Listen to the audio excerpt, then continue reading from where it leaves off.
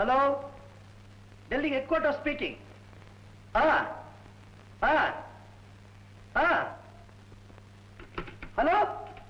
Hello hello, என்ன இது திடீர்னு கனெக்ஷன் கட் ஆகி போச்சு? 115 தப்பிச்சு வரதாவும் எதிரிகள் துரத்திக்கிட்டு வரதாவும் பேசிக்கிட்டே இருந்தாரு. இப்ப அவருக்கு என்ன ஆயிருக்கும்?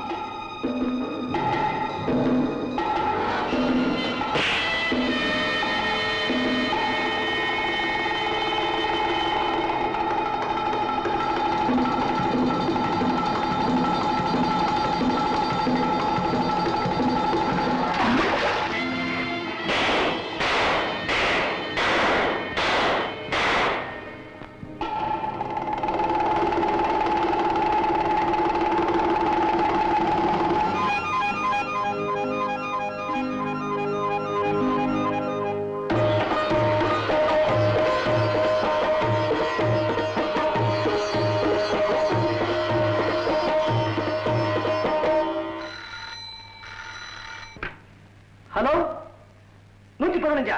Congratulations 115, congratulations. Very good, very good, very good.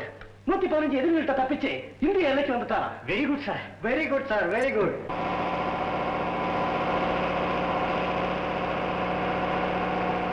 Mister 115 நம்ம ரகசிய போலீஸ் டிபார்ட்மெண்ட்டுக்கு பெரிய பெருமையை தேடி கொடுத்துட்டாரு. Of course.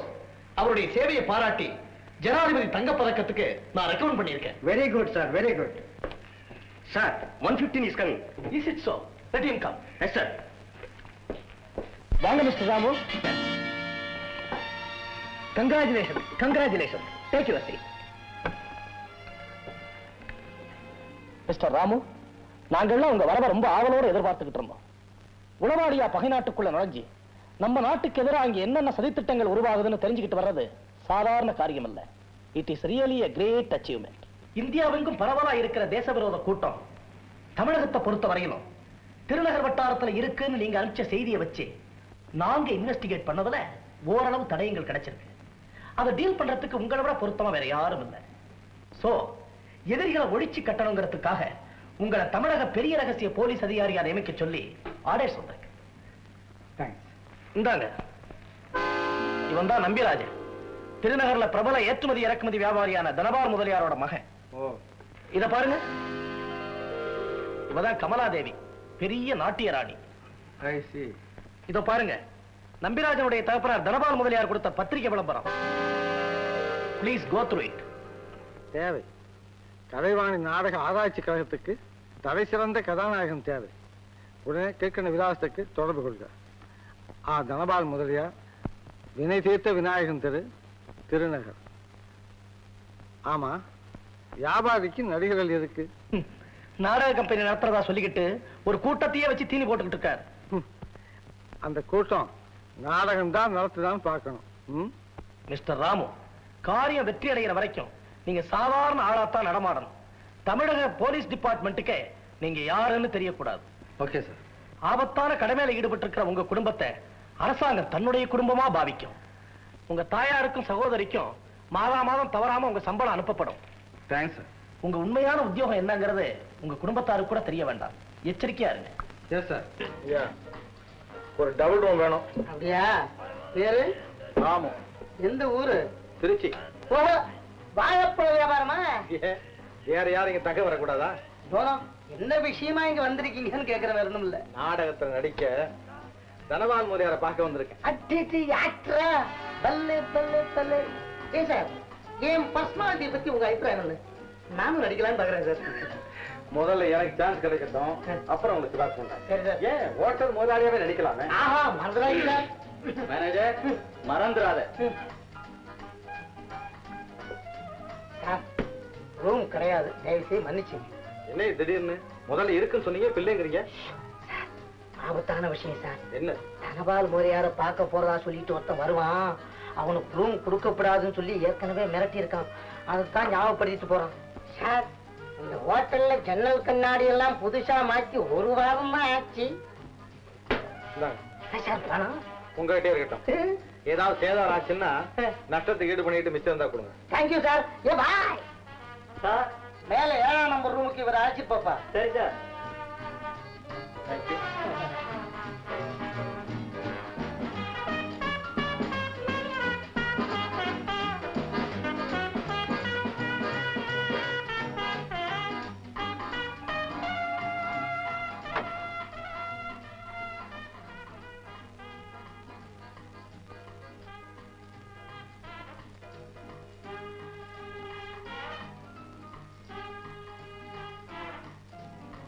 Thanks sir.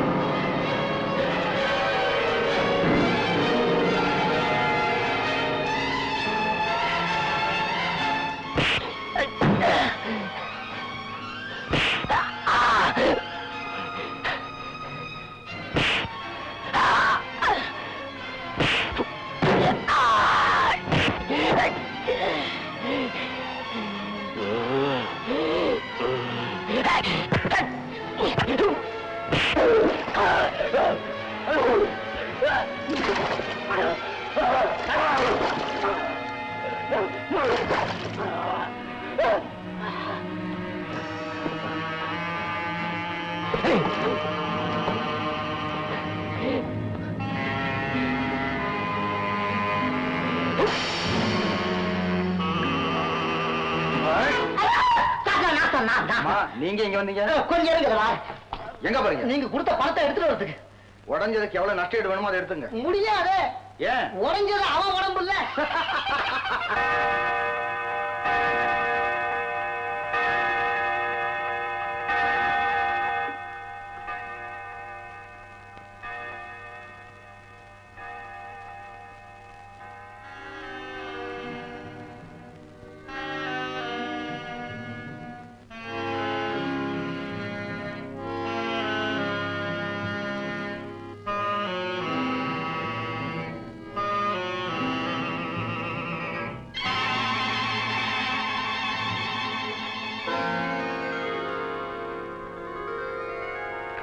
பயப்படாதீங்க, கைய கொடுங்க. உட்காருங்க. நீங்க பாஸ் தான். எந்த பரீட்சையில? ஹீரோ செலக்ஷன் பரீட்சையில. ஓஹோ, நான் நடிக்கத்தான் வந்தேன்னு உங்களுக்கு தெரியுமே. யார் சொன்னது? ராமு. ராமுவா? என் பேர் உங்களுக்கு எப்படி தெரியும்? ஆச்சரியமா இருக்குல்ல? இதோ நீங்க போட்ட அப்ளிகேஷன். ஆமா, நீங்க தேடி வந்திருக்கிற டிராமா கம்பெனி முதலாளி தனபால் முதலியார் மகள் நீலா. ஓ, அதுக்கு இவ்வளவு தகராறு இருக்கு. சாதாரணமா வந்திருக்கலாமே. எதையுமே டிராமாட்டிக்கா பண்ணி பழகி போச்சு. ஆமா, எங்க அப்பா கிட்ட என்ன சம்பளம் எதிர்பார்க்கறீங்க? 500 ரூபாய். இன்னொருத்தர் 1000 ரூபாய் தரேன்னு சொன்னா? மனுஷனா அவன் கடவுள் மாதிரி உட்கார வச்சு உச்சிகால பூஜை நடத்துவேன். ஆமா, யாருங்க அந்த முதலாளி? நான் தான். ஏன் எழுந்திரிச்சிட்டீங்க? ஒண்ணும் இல்ல, முதலாளிக்கு முன்னாலே உட்காரலாமா? Very good. தொழிலாளின்னா இப்படி இல்ல இருக்கணும். உங்களுக்கு சம்பளத்தோட ப்ராவிடன்ட் ஃபண்ட், கிராச்சுவிட்டி, பஞ்சப்படி எல்லாம் லேபர் சட்டப்படி தரப்படும். வீட்டு வாசல் மூச் உயிர் போயிடுமே. நீங்க தங்க போறது எங்க வீட்டுல தானே? தங்கமான முதலாளி, தங்கமான முதலாளி. ஆமா, எனக்கு என்ன வேலைங்க? நல்லா சாப்பிடணும், நல்லா ட்ரெஸ் பண்ணணும், நல்லா தூங்கணும். அப்படின்னா இந்த சம்பளம் பத்தாது. அதுக்கு வேற தனியா அலவன்ஸ் ஆகணும். என்ன அலவன்ஸ்? மாப்பிள்ளை அலவன்ஸ். அதுதான் மாமனார் வீட்டுல மாப்பிள்ளை செய்ய வேண்டிய கஷ்டமான வேலையாச்சு அது. நான் உங்களுக்கு தரப்போற வேலை ரொம்ப சுலபமானது. என்ன? காதலிக்கணும். ஆஹா, இப்பயே ஆரம்பிக்கலாமா? Shut up. என்ன இல்ல? ஓஹோ, உங்க தங்கச்சியா? தங்கச்சியும் இல்ல, அக்காவையும் இல்ல, ஒரு மூதேவிய. அதனால என்ன, ஒரு பொண்ணா இருந்தா போதும். ஆமா, என்ன வயசு இருக்கும்? 18 வயசுன்னு 18 வருஷமா சொல்லிட்டு இருக்கா. வார்த்தை மாறாதவங்க போட்டு இருக்கு. எப்பவும் ஒரே பேச்சு. எங்க அப்பாவோட கலை பைத்தியத்தை பயன்படுத்திக்கிட்டு ஆயிரமா காசு பறிச்சுக்கிட்டு இருக்கா கமலாதேவிங்கிற ஒரு நாட்டியக்காரி. எங்க அப்பாவும் அவளை இணையில்லாத கலாராணின்னு நம்பி பணத்தை வேஸ்ட் பண்ணிக்கிட்டு இருக்காரு. ஆமா, அதை நான் எப்படிமா தடுக்க முடியும்? நான் உங்களை என்னுடைய நண்பர் புலியூர் ஜமீன்தாருன்னு சொல்லி அழைச்சிக்கிட்டு போய் எங்க பங்களாவிலேயே தங்க வைக்கிறேன். நான் ஜமீன்தாரா? அம்மா, எனக்கு டூப் அடிச்சு பழக்கலம்மா. பயப்படாதீங்க, அவ உங்களை உண்மையான ஜமீன்தார்னு எண்ணி நெருங்கி பழகுவா, காதல் வலை வீசுவா. நீங்களும் அவளை காதலிக்கிறது போலவே நடிங்க. உண்மையாவே என்ன காதலிச்சுட்டா வெற்றி நமக்குத்தான். உங்களுக்கு என்ன நீங்க சொல்லுவீங்க? நான் தாய்க்கு தலைமகன், ஒரே புள்ள, கடைசியில் நாளும் அந்த பீடத்தை மாற்றி முடிக்கணும். அதுதான் இல்ல, அவ கடைசியா வந்து உங்க கால்ல விழுவா. அப்ப நீங்க அப்படின்னு குறும்பா சிரிச்சிட்டு, நான் உன்னை காதலிச்சதெல்லாம் வெறும் நடிப்பு, நீ நாடகத்துல பெரிய நடிகையா இருக்கலாம், வாழ்க்கை நாடகத்துல நீ வெறும் கத்துக்குட்டி அப்படின்னு சொல்லி அவன் மனசை உடைக்கணும். அவன் வாழ்க்கையை வெறுத்து தானே ஓடி போயிடணும் எங்கேயாவது. அவ்வளவேதான். நான் ரெடி. அப்ப இந்தாங்க 1 மாசம் அட்வான்ஸ். ஆனா இந்த புலியூர் ஜமீன்தார் விஷயம்தான் பயத்துல புளிய கரை. அதெல்லாம் நான் மேனேஜ் பண்ணிக்கிறேன். நீங்க நாளை காலையில 10 மணி கரெக்டா வீட்டுக்கு வந்துடணும். ஞாபகம் இருக்கட்டும். 10 மணிக்கு. நல்ல ஜமீன்தார், ரெடிமேட் ஜமீன்தார்.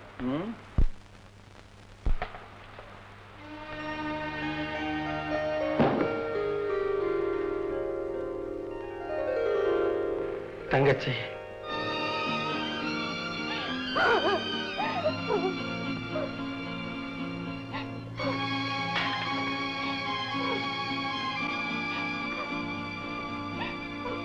பார்வதி, ஏம்மா இப்படி அழுதுகிட்டே இருக்கே?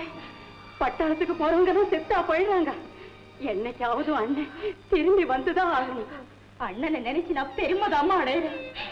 ஆனா என் விதியை நினைச்சுதான் இப்ப அழறேன். பார்வதி, வர வர உன்னை என்னால புரிஞ்சுக்கவே முடியல. திடீர்னு நினைச்சு அழறேன். காரணம் கேட்டா சரியா பதில் சொல்ல மாட்டேங்கிறேன். சொல்லம்மா, ஏம்மா இப்படி அழற? அம்மா, உன் மனசை நான் புண்படுத்திட்டேன், என்ன மன்னிச்சிடுமா. டே ராமு, மாசம் மாசம் பணம் அனுப்பிச்சுட்டா மட்டும் போதுமா? நீ எங்க இருக்கேன்னே தெரியலையே. சீக்கிரம் திரும்பி வந்து உன் தங்கச்சிக்கு நீ ஒரு கல்யாணம் பண்ணி வச்சுட்டா அவளோட கண்ணீரும் நீங்கும், உன் தாயோட தவிப்பும் நீங்கும். கடவுளே, என்னைக்கு என் மகன் மாலையும் கழுத்துமா நிக்க போறா? என்னைக்கு அந்த கெட்டி மேல சத்தத்தை என் காதார கேட்க போறேன்?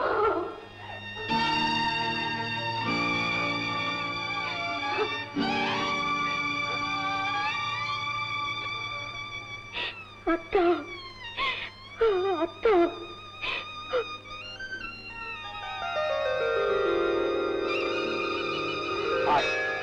இது மேல ஆணையா சொல்றேன், இந்த குமார் உன்னை கைவிட மாட்டான். என்ன நம்பு.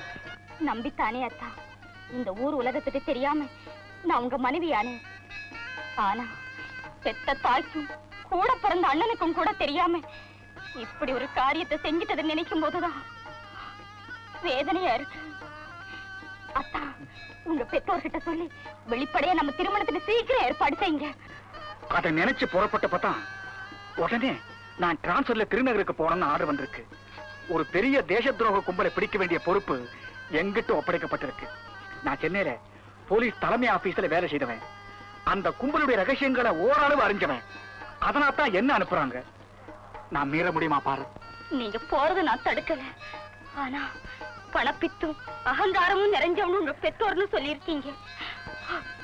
அவங்க என்ன மறுமுழலா ஏத்துக்க சம்மதிப்பாங்களான்னு தான் எனக்கு ஒரே திகிலா இருக்கு. அனாவசியமா கவலைப்படாதே.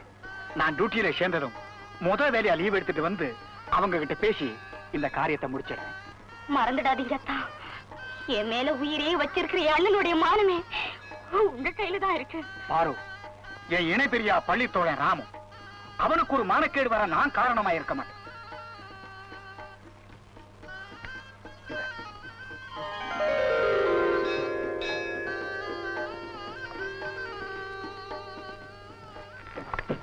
நான் வரட்டுமா பாரு?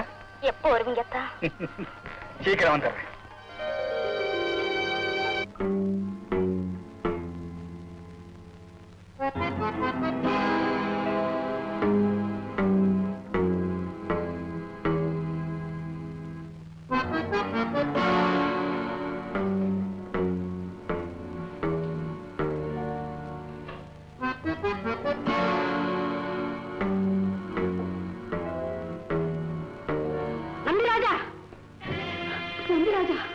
இத்தனை நாளா நீ எவ்வளவோ நகைகளை எடுத்துட்டு போயிருக்க, நான் தடுக்கல. ஆனா இது பரம்பரை பரம்பரையா காப்பாற்றப்பட்டு வர்ற குடும்ப நகைடா. குலப்பண்ணூர் போட்டுக்க வேண்டிய நகையை கொண்டு போய் ஒரு நடத்த கட்டவளுக்கு கொடுக்க போறியே, இது நியாயம்? என் கமலாதேவி, நீ அவமானமா பேசுன, உனக்கு எனக்கு இருக்கிற பந்த பாசம் எல்லாம் பறந்து போயிடும். எடுக்கைய நம்பிராஜா, நம்பிராஜா. அம்மா, அம்மா, லீலா, இங்க நடந்தது எல்லாம் பாத்துக்கிட்டு தான் மாறுதேன். அம்மா, நீ முதல்லயே அண்ணனை கண்டிச்சிருந்த நிலைமை இவ்வளவு மோசமா வளர்ந்துருக்குமா? இந்த மருந்து சாப்பிடு. வேண்டாமா, என் மரணத்தை தடுக்கிற சக்தி இந்த மருந்துக்கு கிடையாது. ஒரு பக்கம் உங்க அண்ணன் கல்யாணமே வேண்டாம்னு சொல்லிட்டு அந்த குடி எடுக்கிறவ காலடியே கதின்னு சொத்து சுகத்தை எல்லாம் சூறைய அடிக்கிட்டு இருக்கான். அதை திருத்த வேண்டிய உங்க அப்பாவோ கொஞ்சம் கூட பொறுப்பு இல்லாம அந்த கமலாதேவியை கலாதேவியோட அவதாரமோன்னு நினைச்சு சொர்ணாபிஷேகம் செய்துகிட்டு இருக்காரு. கௌரவமா வாழ்ந்த இந்த குடும்பம் ஒரு பேச்சுக்கு இடமாயிட்டதை பார்த்து அணு அணுவா சாகிறத விட ஒரே அடியா ஒழிஞ்சிடலாம் இல்லையா? அம்மா, உன்னோட அறிவுரைக்கு அண்ணனை மாத்திர சக்தி கிடையாது. அந்த கமலாதேவி எவ்வளவு மோசமானவங்கிறது அனுபவபூர்வமா உணர்ந்தாதான் அண்ணன் திருந்தோம். அதுக்கான ஏற்பாட்டு நான் செஞ்சிருக்கேன். சீக்கிரமே உன் துன்பத்துக்கு ஒரு பரிகாரம் கிடைச்சிரும்மா. அம்மா, இந்த மருந்து சாப்பிடு. இப்பவே வந்துடுறேன். ஓ, வந்துட்டீங்களா? வாங்க வாங்க. வா வா வீர சிங்கமே, வா கோர புலியே, ஓடி வா. பூட்டிய இருப்பு சிறையின் கதவு திறக்கப்பட்டது. சிறுத்தையை வெளியில் வா. எரியர் உனை இகழ்ந்தவர் நெடுங்க புதிய செயல் செய்ய புறப்படு வெளியே. என்னது சர்க்கஸ் கம்பெனிக்கு வந்துட்டானா? பயப்படாதீங்க, அவர் எங்க அப்பா தான். ஓஹோ, ராஜான் குடும்பம் போல் இருக்கு. புரிஞ்சுதா? இதுதான் என் புது டெக்னிக். ஹீரோன்னா இப்படித்தான் இருக்கணும். அதாவது ரேஸ்ல ஓடுற ரேக்கலா குற மாதிரி அப்படி அவர் துள்ளணும், வசனத்தை மெல்லணும், ஆடியன்ஸ கொல்லணும். அதாவது அப்படி அப்படி அசர வைக்கணும். இவர்தான் நாடக கேசரி, ஆக்டிங் அல்வா அல்லவா? ஆமா. விடிஞ்சா சாம்பார் அண்டாவில டைவ் அடிச்சு இட்லி அண்டாவை தான் எந்திரிக்கிறீங்க. என்ன புண்ணியம்? நீங்க எல்லாம் ஹீரோ பாத்திரத்துக்கு லாயக்கு இல்ல, ஏதாவது சமையல் பாத்திரத்தை தேய்க்கிறது தான் லாயக்கு. என் கற்பனை கதாநாயகனா நான் என்னைக்கு தான் காண போறேனோ. சுத்த குப்பைங்க யூசஸ். எழுச்சி போங்கப்பா. அப்பா, அடே, இது யாருமா இந்த தம்பி? நான் தேடிக்கிட்டு இருந்த கற்பனை கதாநாயகன் மாதிரியே இருக்கேன். முருகா முருகா முருகா. எப்படிப்பா கண்டுபிடிச்சீங்க? என்னம்மா இங்கிலீஷ் சினிமா ஒரு ஆக்ட் பண்றான எரால் பிளேன், அவன் மாதிரியே இல்ல? ஏன் தம்பி? நான் சினிமாவை பார்த்தது இல்லையே. ஐயா, சினிமா பார்க்காத லைஃபும் சிங்காரிக்கு தெரிஞ்சுக்காத ஒய்ஃபும் இருந்து என்ன பிரயோஜனம்? No use. அப்பா, இவர் என்னுடைய டியரஸ்ட் ஃப்ரெண்ட், பெரிய ஜமீன்தார். என்ன டிராமாவில? டிராமா இல்லப்பா, ஆ. உண்மையிலேயே. புலியூர் ஜமீன்தார் பூபதி ராஜாவை தெரியுமா? அவருடைய ஆஸ்திக்கும் பூஸ்திக்கும் இவர் ஒருத்தர் தான் வாரிசு. சார், ஜமீன்தார் சார், என்ன ரொம்ப மன்னிச்சுங்க சார். உங்களை யாரும் புரியாம பேசிட்டேன். அப்போ நீங்க புரிஞ்சுக்கிட்டீங்க, நான் தான் இப்ப புரிஞ்சுக்கணும்ல. அது ரொம்ப ஈஸி சார். என்ன புரிஞ்சுக்கிறது ரொம்ப சாதாரணம். நான் ஒரு திறந்த புஸ்தகம் மாதிரி. வாங்க வாங்க, நிக்கிறீங்க. Sorry, come come. ஏமா, இந்த தம்பி உனக்கு ரொம்ப நாளா தெரியுமா? ஆமாப்பா, ஒரே காலேஜ்ல. ஆஹா, சர்தான் சதானா. அப்பவே உன் மார்க்குங்களை பார்த்து சந்தேகப்பட்டேன். அது இப்பதான் புரிஞ்சுது. சரி, நீ போய் காஃபி ரெடி பண்ணு. நல்ல காசு. ஆமா தம்பி, உங்களுக்கு ஆராய்ச்சியில பழக்கம் உண்டோ? ஆராய்த்தானே வந்திருக்கேன். ஆராய்வா? ஆமா, கலை, நாடக கலை. ஓஹோ தம்பி, என்னுடைய ஆராய்ச்சியில வந்து விழுந்திருக்கிற சில அபூர்வமான விஷயங்களை நீங்க கேள்விப்பட்டா அப்படியே அசந்து போயிடுவீங்க. அப்படியா? இப்ப உதாரணத்துக்கு டேக் ஷேக்ஸ்பியர். ஷேக்ஸ்பியர் எடுத்துங்க. எங்க இருக்காரு? இங்கதான் இருக்கிறாரு. யார் அந்த ஷேக்ஸ்பியர்? நம்ம தஞ்சாவூர் ஜில்லாக்காரன் தான். என்னது? கும்பகோணம் வம்பேஸ்வரர் தெருவுல திதி திவசம் எல்லாம் பண்ணி வச்சுக்கிட்டு இருந்தாரு சேஷப்பையர். அவர் தான் ஷேக்ஸ்பியர். அப்படி சொல்லுங்க. இதுதான் ஆராய்ச்சி. அப்புறம் என்ன? அவங்க அப்பா அம்மா சுத்த கர்நாடகம். மனுஷனுக்கு பிடிக்கல, பார்த்தார், கப்பல் ஏறிட்டார். இங்கிலாந்துக்கு போன உடனே பேரு இங்கிலீஷா மாறி போச்சு. சேஷப்பையர் ஷேக்ஸ்பியர் ஆனார். பார்க்கறதுக்கு தான் பழங்கி மரமா இருக்கீங்க, ஆனா இலக்கிய ஆராய்ச்சியில இமயமலையே தான். ஏன்பா, இவர் இங்க ஒரு வாரம் தங்கறதுக்கு ஒத்துக்கிட்டு வந்ததே பெரிய காரியம். போர் அடிச்சு ஒரு நாள்லயே ஓட்டிடுங்க போல் இருக்கேன். நோ நோ, நீ என்னம்மா, அட்லீஸ்ட் ஒரு மாசத்துக்காவது தம்பி இங்க தங்கி இருக்கணும். ஆமாங்க, ப்ளீஸ், அப்பாவுக்காக. ஜமீன்தார் தம்பி, இங்க பாருங்க, ஆராய்ச்சி பண்றதுக்கு உங்களுக்கு இதை விட சிறப்பான இடமே கிடைக்காது. ஆமாமா, அந்த நம்பிக்கையில தான் வந்திருக்கேன். தேரி வா. வா வா வா வா, நல்ல சமயத்துல வந்த. ஜமீன்தார் தம்பி, இவன் தான் என் மகன் நம்பிராஜா. தெரியுமே. தெரியுமா? எப்படி? ஏற்கனவே பார்த்திருக்கேன். எங்க? அதோ.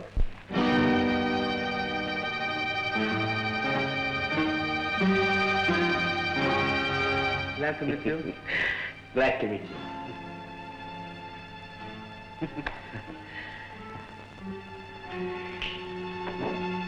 ஜமீன்தார் தம்பி, எழுந்து காசு சாப்பிடலாம். அம்மா அழைச்சிட்டு போமா, காசு ஆயிட போகுது.